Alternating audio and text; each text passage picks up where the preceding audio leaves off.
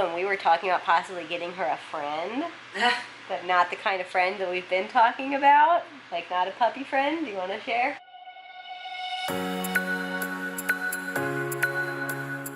Good morning, guys. So I'm having a pretty good Monday over here. Got the vlog edited and up for you guys. I also put the Sephora Play video live. I was able to get everything all ready for it to go up today. So if you haven't already seen that, definitely head over to my main channel if you would like to watch that.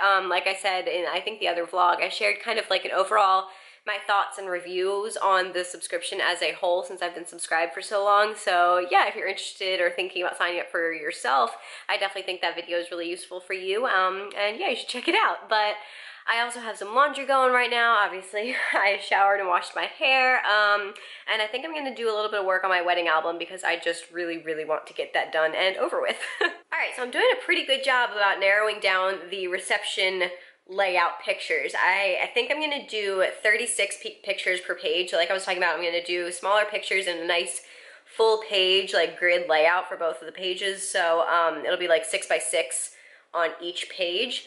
And I have the events, so like I was talking about before, one page is going to kind of be the events of the reception, so like cake cutting, speeches, first dance, father-daughter dance, those kind of things.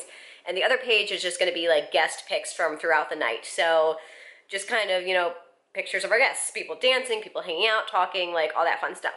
So I have narrowed down the event pictures to 36, and I think the guest pictures I'm at 41, so I just have to narrow it down another 5 and then I'll be done. I'm ready to like put that layout together and that much closer to being finished, and so that's really exciting. I also just got off the phone with Miles and we were talking about like the whole, I guess, kind of scheduling of this whole baby thing. So up until now we were kind of tentatively, I guess would be the best word for it, trying to aim-ish for the ovulation in September, which would be towards the end of September. But basically, we were talking about there's a whole bunch of different timelines that you kind of have to shuffle together and make work when you're doing assisted fertility. And I'm sure, you know, people just doing it the old-fashioned way have to deal with this a little bit too, but it's especially hard when you're using like donor sperm and, you know, scheduling an actual like IUI. So, the sperm bank that we want to use now, their shipping lead time is 12 to 14 days. So we have to order it from them 12 to 14 days before they ship. We also have to be registered with them before we purchase from them, which takes about 5 days. So it'll take 5 days, you know, to get registered, then we can order, and then it'll take 12 to 14 days before they ship. The shipping is 2-day shipping, but the sperm bank also has to have the vials in their like facility. I believe, I couldn't find this anywhere, but I'm pretty sure I saw this somewhere, that they have to have it 7 days before the IUI procedure. And so this is all hinging also on knowing when I ovulate. And if you guys have been following me along, you guys know my cycle isn't like irregular per se, but it's not like, you know, pinpoint like a lot of women's can be. Like, I know I'm gonna ovulate on this time, I know I'm gonna get my period on this time. Like, mine has a little more flex to it, and especially since I went off birth control at the end of March, to kind of, you know, we were obviously not ready to try them, but I wanted to give my body a little bit of time to self-regulate and get back to normal. And so I think now has been a really like enough time to kind of get things working on their own, I guess is the best way to put it. And so yeah, I think I'm as close to my natural cycle as I can expect to be, because my cycle has always been, even when I'm not on birth control, it's been a little like, you know, sometimes it's a little longer, sometimes it's a little shorter. It's never been like clockwork. So yeah, so all this to say is that we, at this point, can only have our best estimated guess of when I'm gonna ovulate and when to schedule around. And I'm using the Glow app, and it's been somewhat helpful and somewhat not helpful. It is really helpful to have one place to kind of input all the data I'm collecting. However, it's not, since my cycle isn't like clockwork, I think it's a little less effective because, so basically right now it's saying in August that, I think it was the 26th that I saw that it said, yeah, no, 24th. So the Glow app is telling me that I ovulated on the 24th, and I'm not sure what they're basing it off of exactly, if that's like, you know, I mean, I know they base it off of a bunch of different things, but so I've been inputting my BBT and the ovulation test results, and I'm pretty sure those would be the two major things, obviously, and my period. And so I'm assuming those are the things that are kind of like, you know, going into when they estimated that I ovulated. However, looking at my BBT chart for August, it shows very clearly. That's the one thing that I am really like predictable about is my BBT, and so it's really easy to see after I ovulated when I ovulated because there is a significant spike the day after I ovulate. And so looking at the BBT, I ovulated on the 20th. So that kind of makes me a little more hesitant to trust when the Glow app is predicting my next ovulation to occur. So I feel like I still kind of have to do some manual thinking and guesswork into knowing when I'm gonna ovulate. So all that to say, this whole thing is kind of a scheduling, it's just difficult. And I think we were talking about it and we were getting all of these different, you know, timelines put together.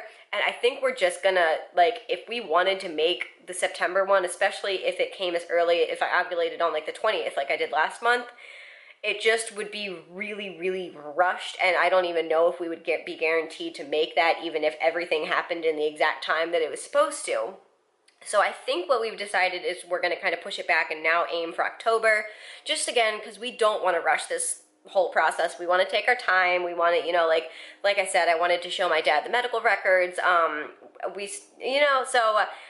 I think that's kind of where we're at right now, that we're not 100% completely comfortable with pulling the trigger. Like, it would be like right this very minute today, we'd have to start this process and then may even still miss September's date, like window. So yeah, that's kind of like what's running through my head. I feel like every time I talk about this, it's just so complicated because it just is. There's just so many factors that you have to like consider and throw in, and, you know, decisions you have to make. And yeah, but I like keeping you guys up to date. So I think that's kind of where we're at now, is we are officially aiming for October. So we found out that they were buy one, get one free wrecked subs at Potbelly's. So to Potbelly's we went.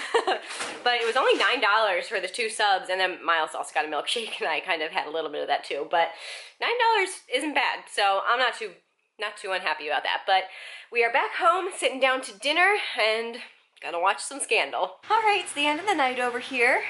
The sandwiches were delicious. Always. How was the rest of your milkshake? Delicious. Delicious. Watched a little bit of Scandal. We're almost done. I know, we are almost done. This last season's kind of bleh. Yeah, but you know, what can you expect from a last season? You know, if it was still, like I said earlier, if it was still at the top of its game, it wouldn't be the last season. So, yeah.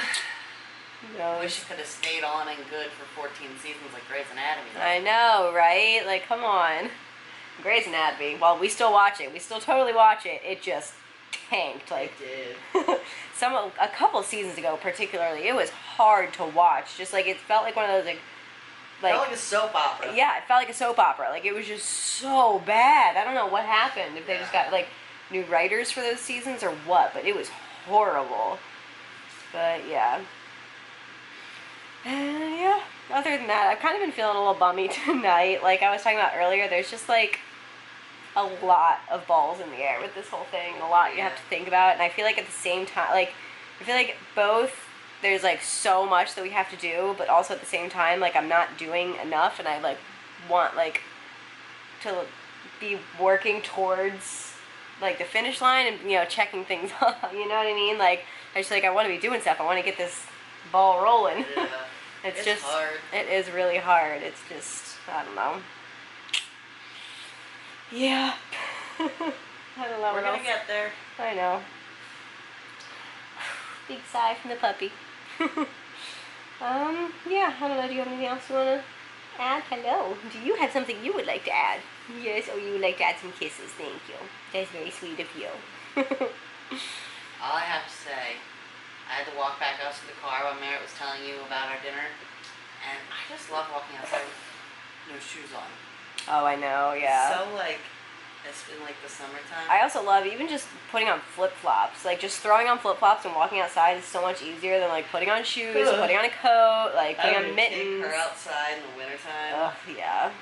At least we're not, like, on the 3rd floor of an apartment anymore. Yes. We can just, like, walk out our door and then walk right back in, which is so much nicer. Yeah. Definitely a lot easier with this little one. Yeah. Oh, and we were talking about possibly getting her a friend. But not the kind of friend that we've been talking about. Like, not a puppy friend. Do you want to share? This isn't like, we're probably not going to do it. I was looking at bunnies to adopt. We were looking at bunnies. I would love to have a little bunny, and I think Dakota would love playing with a bunny. Because, like, she can get a little funny around other dogs just ever since she got attacked by that one, like, years ago. And so, yeah, I think she would like a bunny. Yeah. And a bunny would be a lot less work than another dog, but yeah, that's just a fun idea we were playing with, but it's probably not going to be anything, but you never know, right? Yeah. You never know. But yeah, I think I'm going to wrap things up so we can head on up to bed. This one has to get up extra early tomorrow for work. So yeah, I hope you guys enjoyed the vlog. Give it a thumbs up if you did. Don't forget to subscribe down below if you haven't already. We would love to have you following along, and we'll see you guys tomorrow.